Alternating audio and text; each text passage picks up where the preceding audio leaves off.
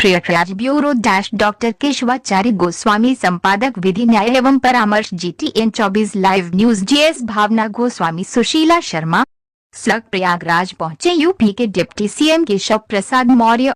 Anchor Prayagraj पहुंचे UP के deputy CM Keshav Prasad Maurya ने बिहार विधानसभा चुनाव को लेकर बड़ा दावा किया है। उन्होंने कहा है कि बिहार विधानसभा चुनाव में एनडीए गठबंधन की सरकार बनेगी।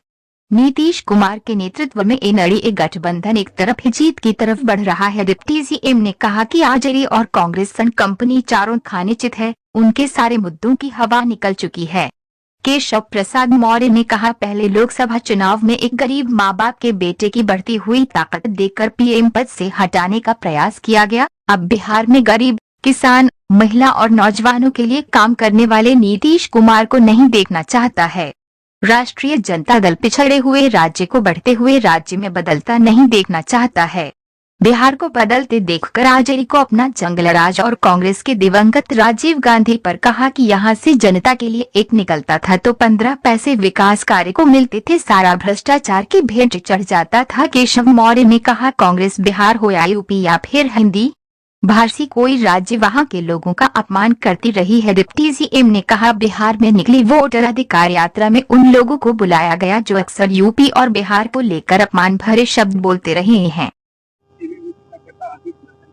देखिए, जो भारतीय विद्यार्थी परिषद, हम लोग भी छात्र के रूप में विद्यार्थी परिषद के कार्यकर्ता के नाते काम किए। एक राष्ट्रवादी एक विचारधारा से जुड़ा हुआ और छात्रों के हित में निरंतर संघर्ष करने वाला संगठन है। जिन लोगों ने जाति की जांच करने के बाद रिपोर्ट आई है, रिपोर्ट के बाद कार्रवाई हुई है और विद्यार्थी परिषद का क्या कार्य जानकारी नहीं। पुलिस ने जाति की जांच और खिलाफ कार्रवाई करने की उन्होंने कहा, बड़ी कार्रवाई की। बिहार का चुनाव क्या कहेंगे? बिहार के चुनाव में नीतीश कुमार के नेतृत्व में एक तरफा भारतीय जनता पार्टी गठबंधन, एनडीए गठबंधन विजय की ओर बढ़ रहा है। राष्ट्रीय जनता दल, कांग्रेस कंपनी वहाँ चारों खाने हो चुकी है। चुनाव से पहले ही जितने मुद्दे की हवा निकल चुकी है और जनता जान चुकी है कि एक गरीब माँ बाप की बेटी ताकत बनती हुई ताकत को देख करके उनको प्रधानमंत्री के पद से हटाने के लिए लोगों ने साजिश किया।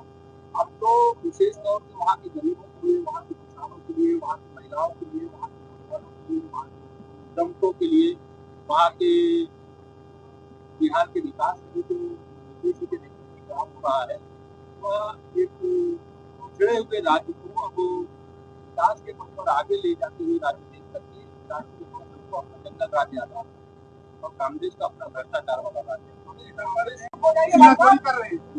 मैं नहीं कह रहा हूँ, कांग्रेस के स्वर्गीय राजीव गांधी जी जब प्रधानमंत्री थे, उस संसद करके इस बात को कहे थे कि हम 1 रुपया किसी गरीब के लिए, किसी किसान के लिए, किसी मजदूर के लिए, किसी विकास कार्य के लिए देते हैं तो 15 पैसा पहुँचता है। अभी मैं वो हिसाब जोड़ रहा था, जब लखनऊ से प्रयागराज के लिए चला तो लगभग 68 लाख करोड़ रुपया, अगर जितने बजट आए हैं उसमें जो चोरी की गई है, जो भ्रष्टाचार किया गया है कांग्रेस के समय में, वो 68 लाख करोड़ से अधिक होता है। तो चोरी और सीना चोरी, भ्रष्टाचार के दलदल में जो डूबे हुए हैं उन्हें गरीब कल्याण नहीं दिखाई देता।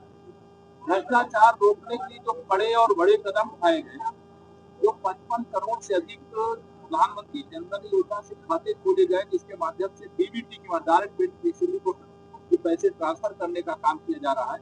ये बात कांग्रेसियों के समझ में नहीं आएगी, भ्रष्टाचारियों के समझ में नहीं आएगी। या माननीय प्रधानमंत्री माननीय श्री नरेंद्र मोदी के नेतृत्व में भ्रष्टाचार मुक्त भारत, विकास भारत, आत्मनिर्भर भारत, 2047 तक विकसित भारत, यह एक संकल्प है। उस संकल्प की दिशा में ऐतिहासिक कदम है और उसमें भी जब ये कांग्रेस और इनकी कंपनी सवाल उठाती है तो ये हंसी आती है कि जो चोरों के सरदार रहे हों, जो भ्रष्टाचार के जन्मदाता रहे हों, जिन लोगों ने देश को अगर भ्रष्टाचार में न डुबोया होता तो आज हमसे बाद में जो आजाद हुए देश है वो विकसित देश हो गए और हम अभी विकासशील देश बने हुए हैं।